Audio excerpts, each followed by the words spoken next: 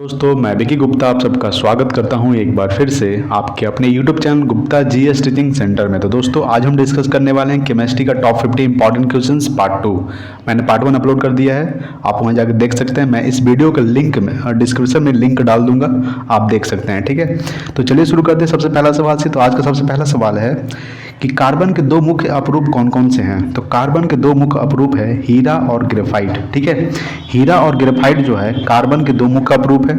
अगर हम बात करें कार्बन के बारे में तो कार्बन का संकेत होता है 6 और इसका एटॉमिक नंबर यानी परमाणु संख्या 6 होता है। ठीक है, कार्बन के दो मुख्य अपरूप कौन कौन से हैं, हीरा और ग्रेफाइट। नेक्स्ट है कि हड्डियों एवं दांतों में कौन सा तत्व पाया जाता है। तो हड्डियों एवं दांतों में सिलिकॉन पाया जाता है। क्या पाया जाता है, सिलिकॉन। ठीक है, हड्डियों एवं दांतों में कौन सा तत्व पाया जाता है, तत्व की अगर बात करें तो सिलिकॉन पाया जाता है। कौन सा तत्व, सिलिकॉन। सिलिकॉन का संकेत क्या होता है, Si और इसका एटॉमिक नंबर यानी परमाणु संख्या 14 होता है। ठीक है, नेक्स्ट है 3 नंबर कि अम्लीय विलयन का पीएच मान कितना होता है। तो अम्लीय विलयन का पीएच मान होता है 7 से कम। क्या होता है, 7 से कम होता है अम्लीय विलयन का पीएच मान। देखिए 1 से लेकर 14 तक होता है। ठीक है, 1 से 14 तक होता है और बीच में होता है 7। 7 क्या होता है, तो उदासीन होता है। 7 से कम होने पर अम्लीय होगा और 7 से अधिक होने पर क्षारीय होगा और 7 रहेगा तो उदासीन। ठीक है, जैसे कि देखिए पानी का पीएच मान कितना होता है, तो पानी का पीएच मान होता है 7। इसीलिए है क्योंकि पानी का ना कोई कलर है और उसका ना कोई उसका स्वाद है, ना उसका कोई कलर है। ठीक है, इसीलिए उसका पीएच मान कितना होता है 7, क्योंकि वो पानी क्या है, उदासीन है। ठीक है, समझ रहे होंगे। तो अम्लीय विलयन का पीएच मान कितना होता है, 7 से कम। 7 से कम रहेगा तो अम्लीय विलयन का पीएच मान और 7 से अधिक रहेगा तो क्षारीय होता है। देखिए उदासीन विलयन का पीएच मान कितना होता है, तो उदासीन विलयन का पीएच मान होता है 7। ठीक है, जैसे कि पानी क्या है, उदासीन है, इसीलिए इसका विलयन कितना होता है 7। रिवीजन करते हैं कि कार्बन के दो मुख्य अपरूप कौन कौन से हैं, हीरा और ग्रेफाइट। कार्बन का संकेत क्या होता है, C और इसका एटॉमिक नंबर होता है 6। ठीक है, हड्डियों एवं दांतों में कौन सा तत्व पाया जाता है, तो सिलिकॉन पाया जाता है। सिलिकॉन का संकेत क्या होता है, Si। ठीक है, और इसका एटॉमिक नंबर क्या होता है 14। अम्लीय विलयन का पीएच मान कितना होता है, 7 से कम। ठीक है, अम्लीय विलयन का पीएच मान होता है 7 से कम। ठीक है, 1 से 14 तक होता है। कितना होता है, 1 से 14 तक। ठीक है, 7 से कम होने पर अम्लीय और 7 से अधिक होने पर क्षारीय। उदासीन विलयन का पीएच मान कितना होता है, तो 7 होता है। ठीक है, चलिए नेक्स्ट देखेंगे 5 नंबर सवाल। 5 नंबर सवाल है कि क्षारीय विलयन का पीएच मान कितना होता है। हम आपको बताए थे कि अगर क्षारीय रहेगा तो 7 से अधिक होगा, अगर अम्लीय रहेगा तो 7 से कम होगा और उदासीन रहेगा तो 7 होगा। ठीक है, नेक्स्ट है 6 नंबर कि आवर्त सारणी में आवर्तों की संख्या कितनी होती है। तो आवर्त सारणी में आवर्तों की संख्या 7 होती है। कितनी होती है, 7। ठीक है, नेक्स्ट है 7 नंबर कि अक्रिय गैसों की बाह्यतम कक्षा में कितने इलेक्ट्रॉन होते हैं।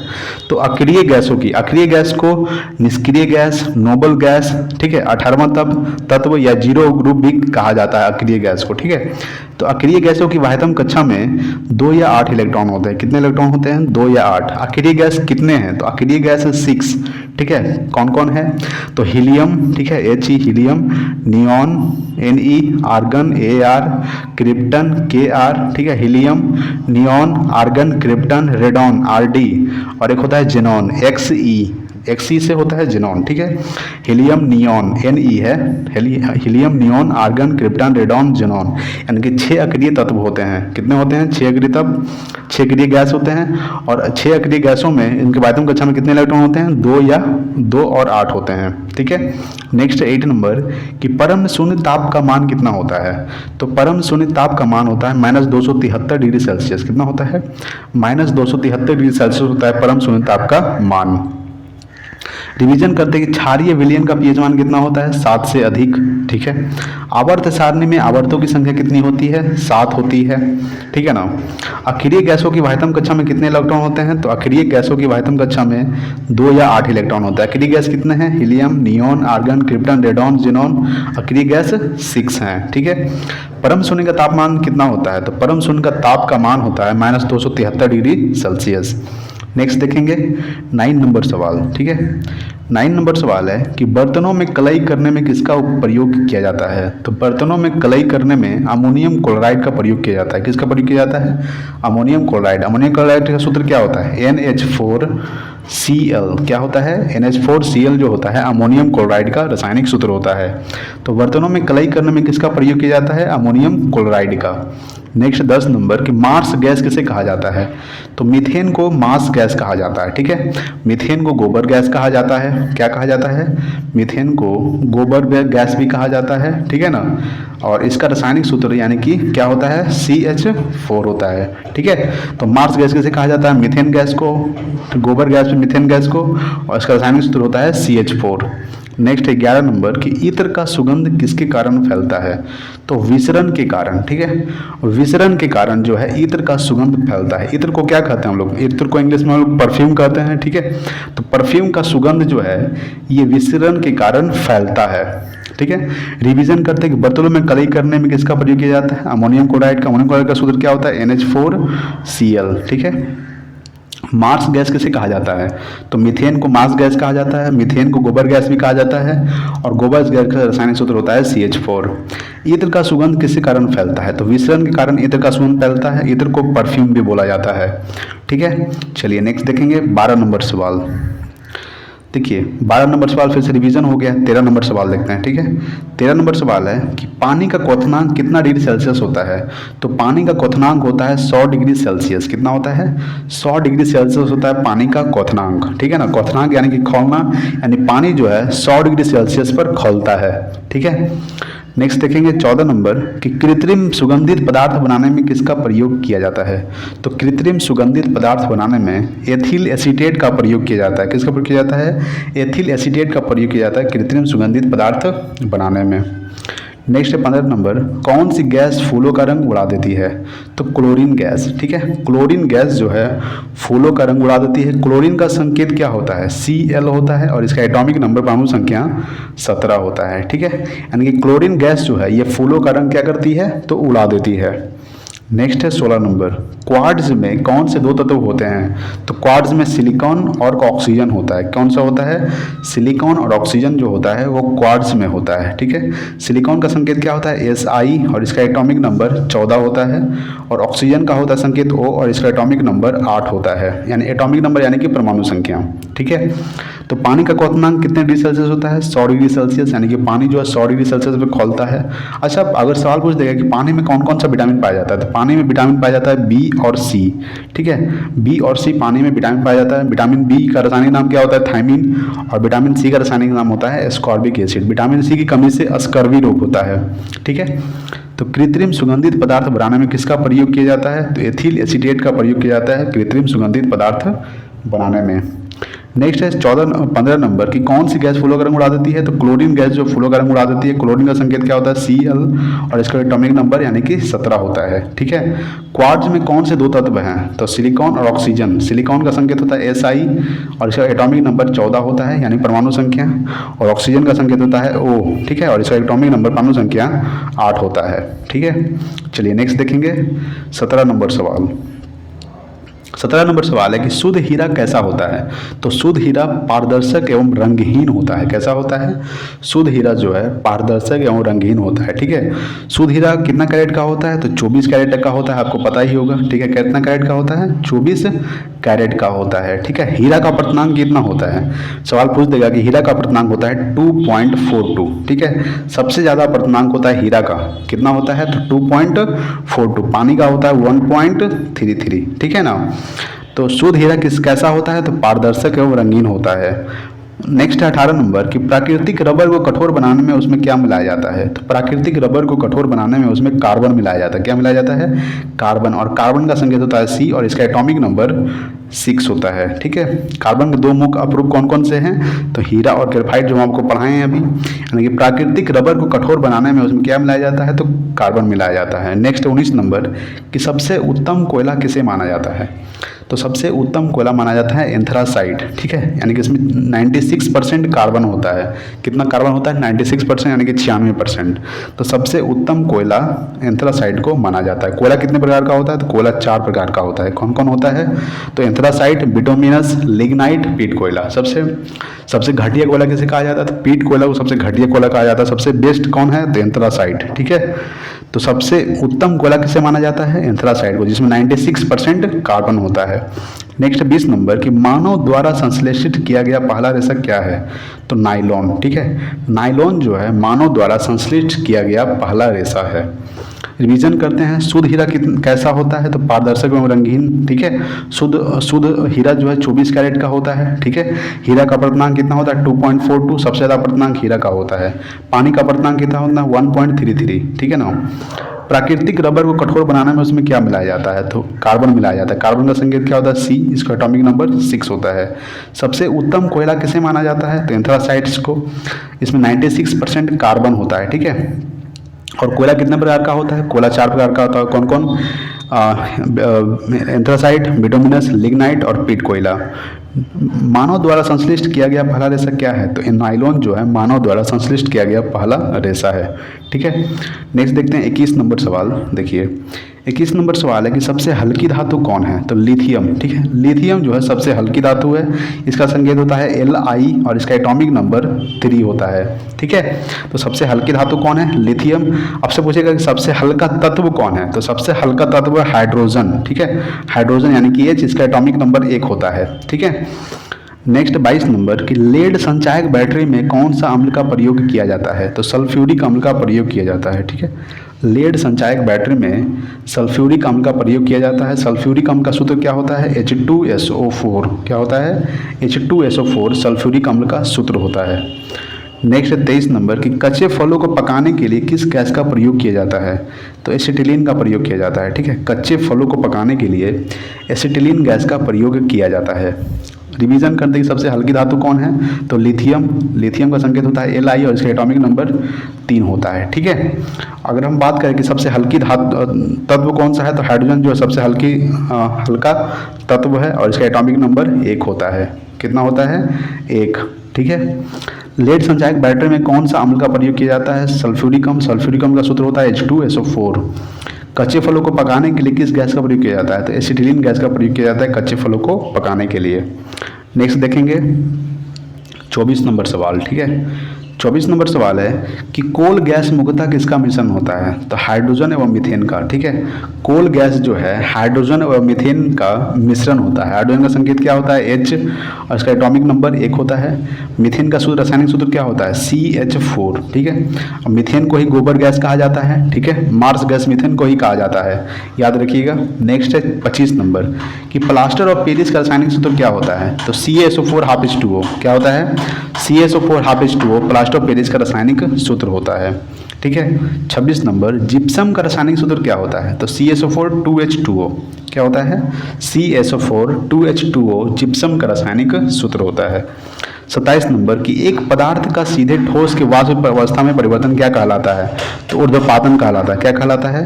यानी एक पदार्थ का सीधे ठोस से, यानी कि ठोस से किस में बदल गया? तो वाष्प में बदल जाने के कारण इसका ऊर्ध्वपातन कहलाता है, ठीक है। रिवीजन करते हैं कि कोल गैस मुख्यतः किसका मिश्रण होता है? तो हाइड्रोजन एवं मीथेन का। हाइड्रोजन का संकेत होता है H और इसका एटॉमिक नंबर 1 होता है। मीथेन का सूत्र क्या होता है? तो CH4। मीथेन को ही मार्स गैस, गोबर गैस, ठीक है, कहा जाता है। प्लास्टर ऑफ पेरिस का रासायनिक सूत्र क्या होता है? तो CaSO4 2H2O। CaSO4 2H2O plaster of Paris का रासायनिक सूत्र होता है। जिप्सम का रासायनिक सूत्र क्या होता है? CaSO4 2H2O, ठीक है। एक पदार्थ का सीधे ठोस से वाष्प अवस्था में परिवर्तन क्या कहलाता है? तो ऊर्ध्वपातन कहलाता है, ठीक है। चलिए नेक्स्ट देखेंगे 28 नंबर सवाल। 28 नंबर सवाल है प्रयोगशाला में बनाया गया पहला कार्बनिक पदार्थ क्या है? तो यूरिया है, ठीक है। यूरिया जो है प्रयोगशाला में बनाया गया पहला कार्बनिक पदार्थ है। यूरिया का सूत्र क्या होता है? तो NH2CO NH2 होता है। क्या होता है? NH2CO NH2 जो होता है यूरिया का रासायनिक सूत्र होता है। ठीक है, नेक्स्ट देखेंगे 29 नंबर कि हड्डियों में कितना परसेंट फास्फोरस पाया जाता है, तो 8%। ठीक है, 8% फास्फोरस पाया जाता है हड्डियों में। फास्फोरस का संकेत क्या होता है, एफ जो है फास्फोरस का संकेत होता है। और हड्डियों में कितना परसेंट फास्फोरस पाया जाता है, 8%। अच्छा ये बताइए कि हड्डी को क्या नहीं पार कर सकती, तो एक्स किरण। ठीक है, एक्स जो किरण है ये हड्डी को पार नहीं कर सकती है। ठीक है, किसको पार नहीं कर सकती, हड्डी को। नेक्स्ट है 30 नंबर कि लोहे में जंग लगने पर उसका भार क्या होता है, तो लोहे में जब जंग लगेगा तो उसका भार जो है बढ़ जाता है। क्या होता है, बढ़ जाता है। ठीक है, 31 नंबर कि आंसू गैस का रासायनिक नाम क्या है, तो क्लोरोएसिटोफिनॉन। क्या है, क्लोरोएसिटोफिनॉन जो है आंसू गैस का रासायनिक नाम है। और आंसू गैस का रासायनिक सूत्र होता है CCl3NO2। क्या होता है, CCl3NO2 जो है इसका रासायनिक सूत्र होता है किसका, तो आंसू गैस का। ठीक है, आंसू गैस का रासायनिक नाम क्या है, तो क्लोरोएसिटोफिनॉन और रासायनिक सूत्र है CCl3NO2। ठीक है, तो रिवीजन करते हैं कि प्रयोगशाला में बनाया गया पहला कार्बनिक पदार्थ क्या है, यूरिया। यूरिया का सूत्र क्या होता है, NH2CO NH2। ठीक है, हड्डियों में कितना परसेंट फास्फोरस पाया जाता है, तो 8%। ठीक है, यानी कि एक्स जो किरण है ये हड्डी को पार नहीं कर सकता, ये भी आपको ध्यान रखना है। ठीक है, फास्फोरस का संकेत क्या होता है, F। ठीक है ना, लोहे में जंग लगने पर उसका भार क्या होता है, तो बढ़ जाएगा। लोहे में जंग लगने पर उसका भार। आंसू गैस का रासायनिक नाम क्या है, तो क्लोरोएसिटोफिनॉन। क्लोरोएसिटोफिनॉन जो आंसू गैस का रासायनिक नाम है और रासायनिक सूत्र होता है CCl3NO2। ठीक है, चलिए नेक्स्ट देखेंगे 32 नंबर सवाल। 32 नंबर सवाल है कि चींटियों में कौन सा अम्ल पाया जाता है, तो फॉर्मिक अम्ल। ठीक है, चींटियों में फॉर्मिक अम्ल पाया जाता है। टमाटर में ऑक्जेलिक अम्ल पाया जाता है। ठीक है, सिरका में एसिटिक अम्ल पाया जाता है। तो चींटियों में फॉर्मिक अम्ल पाया जाता है। नेक्स्ट 33 नंबर कि परमाणु के सिद्धांत का प्रतिपादन किसने किया था, तो जॉन डाल्टन ने। ठीक है, जॉन डाल्टन ने परमाणु के सिद्धांत का प्रतिपादन किया था। कब किया था, तो 1901 ईस्वी को। नेक्स्ट 34 नंबर कि साधारण कार्बन स्टील में मुख्यतः क्या होता है, तो लोहा यहाँ पे और होगा। ठीक है, लोहा और क्रोमियम। ठीक है, लोहा और क्रोमियम जो है साधारण कार्बन स्टील में पाया जाता है। लोहा का संकेत होता है Fe और इसका एटॉमिक नंबर परमाणु संख्या 26 होता है। ठीक है, क्रोमियम का संकेत क्या होता है, Cr। ठीक है, क्रोमियम का संकेत क्या होता है, Cr और लोहा का संकेत होता है Fe और इसका परमाणु संख्या 26 होता है। नेक्स्ट है 35 नंबर कि बर्फ का द्रव्यमांक है वो हिमांक कितना डिग्री सेल्सियस होता है, तो 0 डिग्री सेल्सियस। ठीक है, बर्फ का द्रव्यमांक है वो हिमांक जो है ये 0 डिग्री सेल्सियस होता है। चींटियों में कौन सा अम्ल पाया जाता है, तो फॉर्मिक अम्ल। सिरका में एसिटिक अम्ल। टमाटर में ऑक्जेलिक अम्ल। ठीक है, परमाणु के सिद्धांत का प्रतिपादन किसने किया था, जॉन डाल्टन ने। कब किया था, 1901 ईस्वी को। साधारण कार्बन स्टील में मुख्यतः क्या होता है, तो लोहा और क्रोमियम होता है। लोहा का संकेत क्या होता है, Fe और इसका एटॉमिक नंबर परमाणु संख्या 26 होता है। क्रोमियम का संकेत क्या होता है, Cr।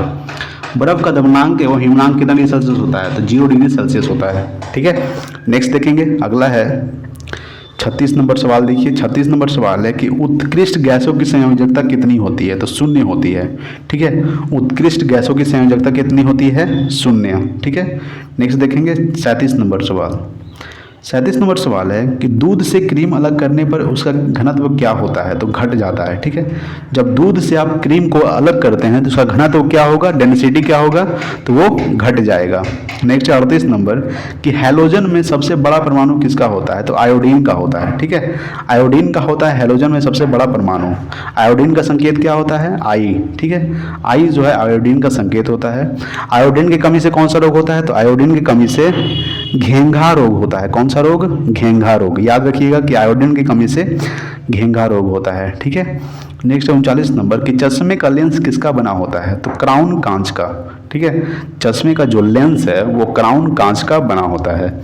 नेक्स्ट 40 नंबर कि बिजली में लगी आग को बुझाने के लिए किसका प्रयोग किया जाता है, तो कार्बन टेट्राक्लोराइड का। ठीक है, कार्बन टेट्राक्लोराइड का बिजली में लगी आग को बुझाने के लिए इस्तेमाल किया जाता है। रिवीजन करते हैं कि दूध से क्रीम अलग करने पर उस घनत्व क्या होगा, तो घट जाएगा। हैलोजन में सबसे बड़ा परमाणु किसका होता है, तो आयोडीन का होता है। आयोडीन का संकेत आई होता है और आयोडीन की कमी से कौन सा रोग होता है, तो घेंघा रोग होता है। चश्मे का लेंस किसका बना होता है, तो क्राउन कांच का। बिजली में लगी आग को बुझाने के लिए किसका प्रयोग किया जाता है, तो कार्बन टेट्राक्लोराइड का। ठीक है, नेक्स्ट देखेंगे 41 नंबर सवाल। 41 नंबर सवाल है कि आधुनिक रसायन विज्ञान का जनक किसे कहा जाता है? तो लेबोजियर को। ठीक है, लेबोजियर को आधुनिक रसायन विज्ञान का जनक कहा जाता है। 42 नंबर सवाल है कि द्रव के रूप में पाए जाने वाला एकमात्र धातु कौन है? तो पारा। ठीक है, पारा जो है द्रव के रूप में पाए जाने वाला एकमात्र क्या है? धातु है। ठीक है, पारा का संकेत क्या होता है? Hg होता है। ठीक है, और इसका एटॉमिक नंबर परमाणु संख्या 80 होता है। कितना होता है? 80। द्रव के रूप में पाए जाने वाला एकमात्र धातु कौन है? पारा। पारा का संकेत होता है Hg, इसका एटॉमिक नंबर परमाणु संख्या 80 होता है। द्रव के रूप में पाए जाने वाला एकमात्र अधातु कौन है? 43 नंबर सवाल है कि द्रव के रूप में पाया जाने वाला एकमात्र अधातु, यहाँ पे धातु पूछा था इसलिए पारा हुआ, यहाँ पे अधातु पूछ रहा है तो यहाँ पे क्या हो जाएगा? ब्रोमीन। ठीक है, ब्रोमीन जो है द्रव के रूप में पाया जाने वाला एकमात्र अधातु है। ब्रोमीन का संकेत होता है Br, इसका एटॉमिक नंबर परमाणु संख्या 35 होता है। कितना होता है? 35। ठीक है, 44 नंबर है कि कौन सा जल सबसे शुद्ध माना जाता है? तो वर्षा का जल। ठीक है, वर्षा का जल जो है सबसे शुद्ध माना जाता है। तो रिवीजन करते कि आधुनिक रसायन विज्ञान का जनक किसे कहा जाता है? लेबोजियर को। द्रव के रूप में पाए जाने वाला एकमात्र धातु कौन है? तो पारा, जिसका संकेत होता है Hg, इसका एटॉमिक नंबर परमाणु संख्या 80 होता है। द्रव के रूप में पाए जाने वाला एकमात्र अधातु कौन है? तो ब्रोमीन। ब्रोमीन का संकेत Br होता है। ठीक है, इसका एटॉमिक नंबर परमाणु संख्या 35 होता है।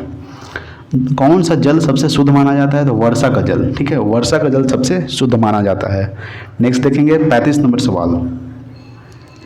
35 नंबर सवाल है कि हीरा का अपर्तनांक कितना होता है? तो 2.42। ठीक है, सबसे ज़्यादा अपर्तनांक होता है हीरा का। कितना होता है? 2.42। ठीक है, और पानी का कितना होता है? पानी का अपर्तनांक होता है 1.33। ठीक है, सबसे ज़्यादा होता है हीरा का। ठीक है, 46 नंबर है कि सर्वाधिक हल्की गैस कौन सी है? तो हाइड्रोजन। ठीक है, हाइड्रोजन जो है सर्वाधिक हल्की गैस मानी जाती है। हाइड्रोजन का संकेत होता है H, इसका एटॉमिक नंबर परमाणु संख्या 1 होता है। ठीक है, नेक्स्ट 47 नंबर की एलपीजी में गंध के लिए क्या मिलाया जाता है? तो मिथाइल मार्केप्टन मिलाया जाता है। क्या मिलाया जाता है?